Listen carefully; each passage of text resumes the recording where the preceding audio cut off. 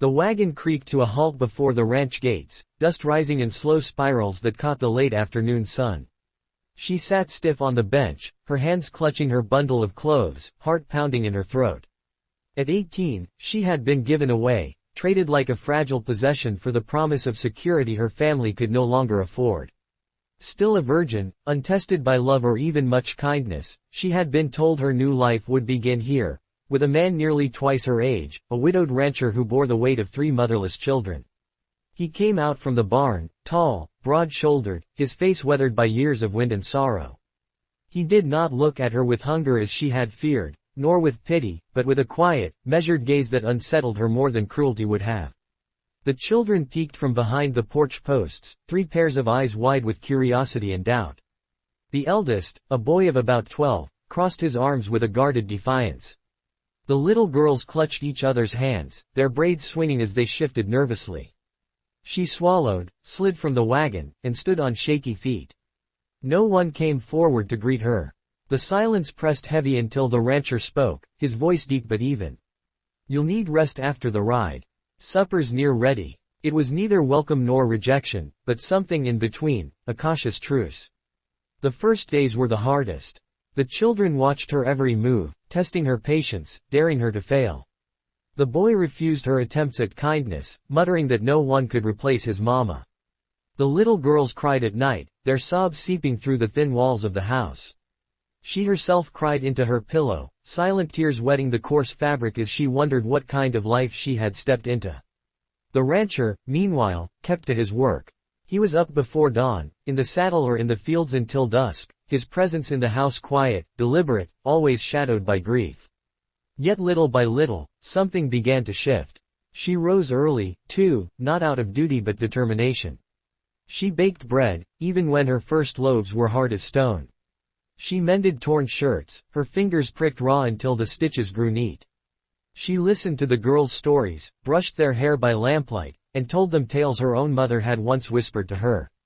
She did not try to replace their mother, she only tried to be kind. And kindness has a way of breaking through the strongest walls. One morning, the eldest boy found her struggling to carry a bucket from the well. He scoffed at first, then, seeing her knuckles white with strain, he grabbed the handle and helped her. He said nothing, but he did not leave her side after. The little girls began to slip their small hands into hers without fear. The house, once heavy with silence, began to carry the sound of laughter, cautious at first, then freer. The rancher noticed. He said little, but his eyes lingered when she bent to comfort a child, or when she sang softly while kneading dough. There was no lust in his gaze, only a wonder he had thought buried with his late wife. He treated her with respect, as though waiting for her to grow into her place at her own pace. He never touched her without necessity, never raised his voice, never claimed her body as the world had warned her he might. Instead, he offered her something far rarer, space to become. Winter came, harsh and biting. When fever struck the youngest girl, it was she who stayed awake through endless nights, bathing the child's forehead, whispering prayers, refusing to yield. The rancher sat with her, his large hands trembling as he held the girl's small body.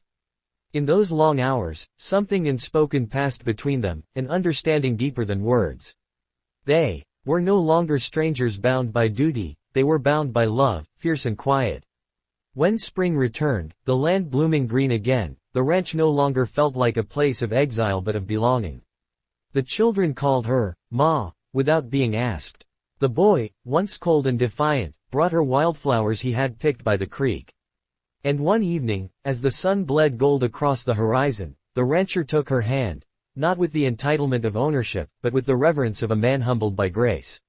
What shocked the town was not that a young girl had been given to an older widower, but that in their union something unexpected bloomed. It was not a story of power taken, but of broken souls stitched together by patience and gentleness. She, who had been handed over as though she had no choice, discovered her voice, her worth, her place. He, who had resigned himself to a life of loss, found his heart beating again.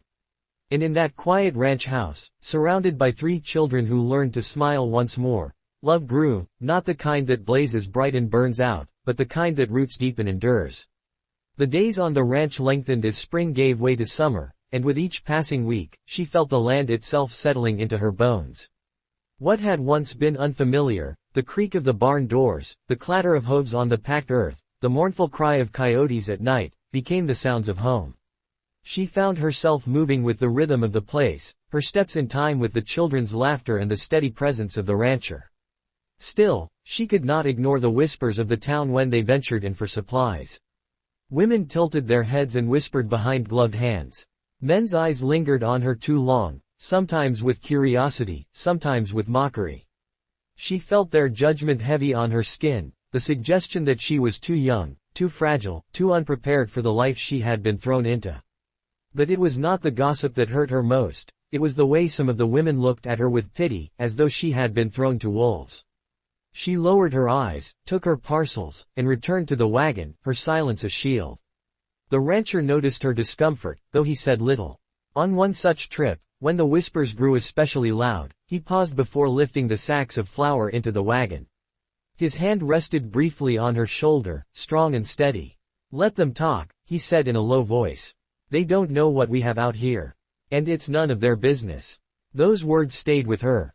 She realized then that he, too, had endured the sting of gossip, the widower who had buried a wife too young, the man left with children who clung to his legs and grief that weighed him down. He knew the cruel eyes of others, yet he did not bend beneath them. She began to carry herself a little straighter after that, not to prove herself to the town, but to honor the quiet dignity he lived by. Her bond with the children deepened in ways that surprised even her. The boy, once closed off, began following her into the kitchen in the evenings. At first, he only watched, leaning against the doorframe, his arms crossed in the same defensive posture he always carried. Then, slowly, he asked questions. How did she make the bread rise? Why did she cut the vegetables that way? Could she show him how to season the beans like she did? She saw in him the beginnings of a man, responsible, protective, still aching for his mother but learning to open his heart again. The little girls adored her more openly. They brought her wildflowers, their petals already wilting by the time they reached her hands, but she accepted each offering with a smile as though they had given her jewels. At night, she tucked them into bed, listening to their prayers, their small voices asking God to bless Papa and their new ma. She would sit by their bedsides long after they had drifted to sleep, brushing strands of hair from their foreheads, marveling at how love had taken root in her without her even noticing. Yet love is not built on ease alone. That summer, the rains came late. The fields grew dry, the grass brittle underfoot. The cattle grew lean, their ribs visible, and the rancher's brow furrowed with worry. He worked harder than ever, driving the herd to distant water sources, repairing fences under a blistering sun, his body bent with exhaustion. She saw the strain on him, the quiet desperation he tried to hide from the children. And though fear coiled in her own chest, she did not let it consume her. Instead, she rose earlier, took on more work, and stood beside him as best she could. One evening, when the sky was painted with streaks of red and gold, he came in from the fields, dust covering his clothes, his face drawn with fatigue. She met him at the door with a basin of cool water, dipping a cloth and pressing it to his forehead. He closed his eyes, and for the first time, she saw the weight of years fall from him in that simple act of care. He did not speak, but his hand reached up to cover hers, rough and calloused, yet gentle. A spark passed between them, unspoken, undeniable. She felt her breath catch, but she did not pull away. That night, she lay awake in her bed, the memory of his touch lingering. She had been given to him as though she were a gift to be unwrapped, a duty to be fulfilled. But he had never demanded, never claimed. Instead, he waited, letting her heart find its own way. And it was finding its way, slowly, surely, until she no longer feared the bond between them. She began to want it, to cherish it. As the drought stretched on, the ranch became a crucible that tested them all. The children grew restless, tempers fraying under the relentless heat. The boy argued with his father one day, his voice sharp with the frustration of youth. "You're working us to death for nothing. The cattle are going to die anyway." The rancher's jaw tightened, but before he could reply, she stepped in. She placed a hand on the boy's shoulder, her voice steady but firm. "He's fighting for this place, for all of us. You're old enough to see that. Don't let anger blind you." The boy's eyes flashed with defiance, but something in her gaze softened him. He lowered his head, muttering an apology. The rancher said nothing, but later, as they sat on the porch watching the stars prick the dark sky, he spoke quietly. "You've got a way with them. A way I don't." His voice carried a mix of gratitude and humility. She looked at him, the lamplight catching the lines of weariness on his face, and realized how much he leaned on her now. Not as a servant, not as a duty, but as a partner. When the rains finally came, they came with a vengeance. Thunder cracked across the sky, rain pounding the earth in torrents that turned the dry creek beds into rushing rivers. The children danced in the yard, shrieking with joy, their hair plastered to their faces, their clothes clinging to their small bodies. She laughed with them, spinning in the rain until she was breathless, her cheeks flushed. The rancher stood on the porch, watching, his eyes bright with something more than relief. When she finally stumbled toward him, dripping and laughing, he reached for her, his hands steady on her arms. And for the first time, he kissed her, not hurried, not demanding, but with the reverence of a man who had learned to love again. That kiss was the beginning of something neither of them had dared to hope for. It did not erase the hardships, nor the memories of loss, but it wove them together in a bond stronger than either had expected. Their nights became filled with quiet conversations, their days with shared burdens. The children, too, seemed to sense the change, their laughter more frequent, their steps lighter. The ranch, once marked by grief and silence, became alive again. But life has a way of testing even the strongest bonds. Late that autumn, sickness swept through the town, carried by travelers and spreading fast. When news reached the ranch, fear gripped her heart. She prayed over the children each night, watching them for any sign of fever. And when it came for the boy first. He collapsed in the yard, his body burning with heat, his breath shallow. Panic surged, but she forced herself to stay calm. She cooled his skin with wet cloths, whispered encouragement into his ear, refusing to let despair take him.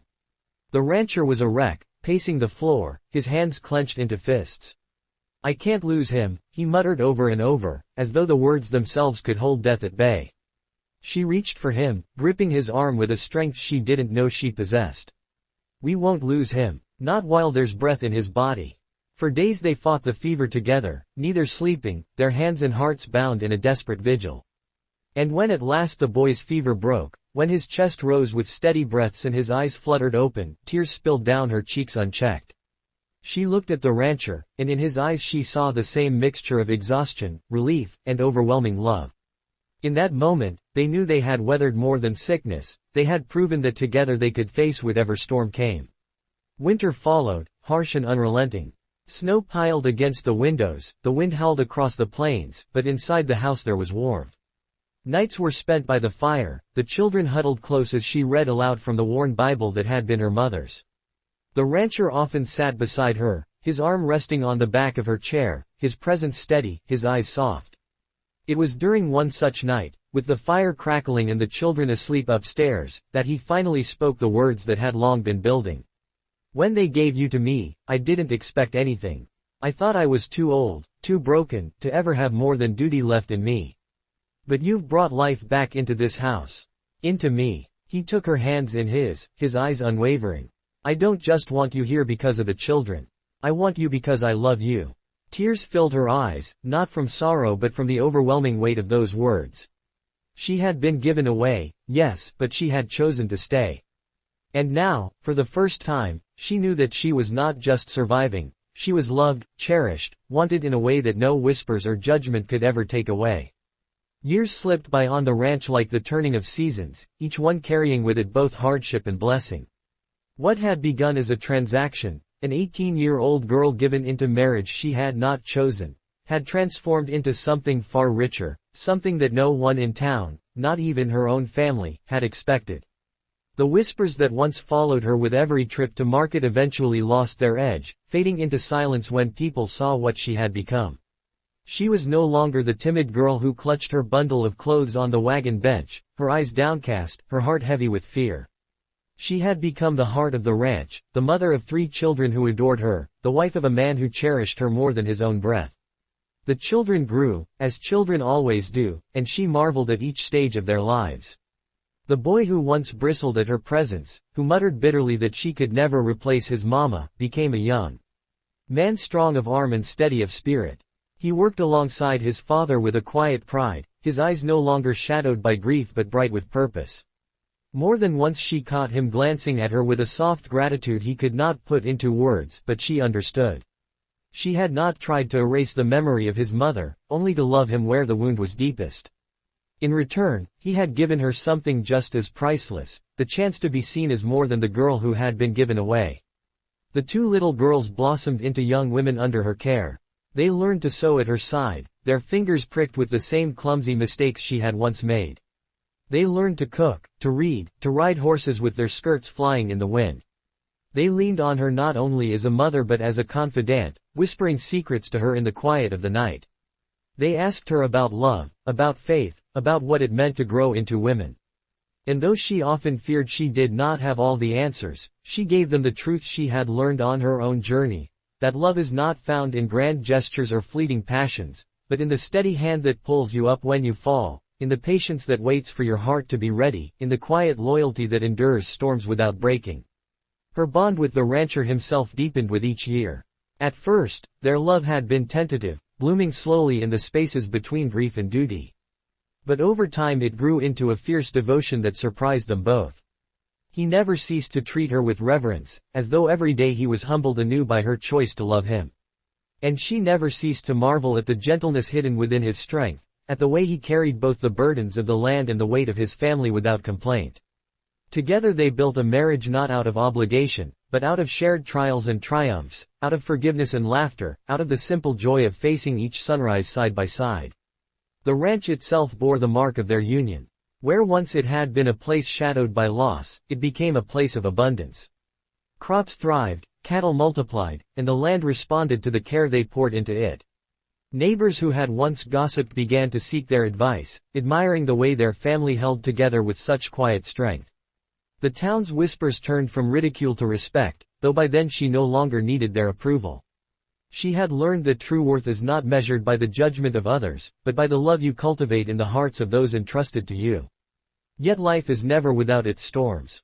There were years of sickness, years of drought, years when the burdens seemed too heavy to bear. But each time, they drew strength from one another. When she faltered, he steadied her. When he wavered, she reminded him of the hope they had fought too hard to lose. The children, too, became pillars of support, their laughter and resilience reminding their parents why they endured. And so, though hardship came as surely as winter follows fall, it never broke them. It only made their roots grow deeper. As time passed, her own reflection changed. The girl with soft features and white eyes gave way to a woman with lines of care etched at the corners of her mouth and eyes. Yet those lines told a story she cherished. They spoke of nights spent rocking feverish children, of mornings spent kneading bread with tired hands, of years lived in love and labor. The rancher's hair silvered, his steps slowed, but his eyes never lost the light that first made her believe she was more than a duty. Even in age, he looked at her as though she were the most remarkable gift God had ever given him. When the boy became a man, he stood tall at his father's side, ready to take over the work of the ranch. She watched with pride as he led the herds, his shoulders broad and his voice steady. He carried not only his father's strength but also the compassion he had learned from her. The girls, steady. He carried not only his father's strength but also the compassion he had learned from her. The girls, too, found their paths, one with a heart for teaching, the other with a gift for music. They carried into the world the lessons she had given them, spreading the love that had been sown in their hearts. And though each of them would one day leave the ranch to build lives of their own, they never left her heart, nor the home she had built with such devotion. In the quiet evenings of later years, when the house no longer rang with children's laughter, she and the rancher would sit together on the porch, watching the sun sink below the horizon. They spoke less often, not because they lacked words, but because they no longer needed them. Their silence was full, rich with a lifetime of shared glances, shared burdens, shared dreams. Sometimes she would rest her hand on his, and he would squeeze it gently, a reminder that their love had not dimmed with time but had only deepened. Looking back, she marveled at the journey. She had been given away at 18, still untouched, still uncertain, a lamb sent into the unknown. The world had expected her to break, to disappear into the shadow of a man too old and a family too burdened. But instead, she had discovered herself. She had found strength she did not know she possessed, love she had not dared to hope for, and a life more abundant than she could have dreamed. What had begun as a sacrifice had become the greatest blessing. And so the story that shocked the town was not one of scandal or failure, but of redemption. A young girl, given against her will, had become a woman who chose to stay, chose to love, chose to build. A widowed rancher, resigned to a life of duty, had been reborn through the grace of a bride who healed wounds he thought would never mend. 3 children, motherless and broken, had grown into strong, joyful souls under the care of a woman who loved them as her own. Together, they had forged a family not bound by blood alone, but by something stronger, the kind of love that endures storms, defies judgment, and writes its own story upon the land.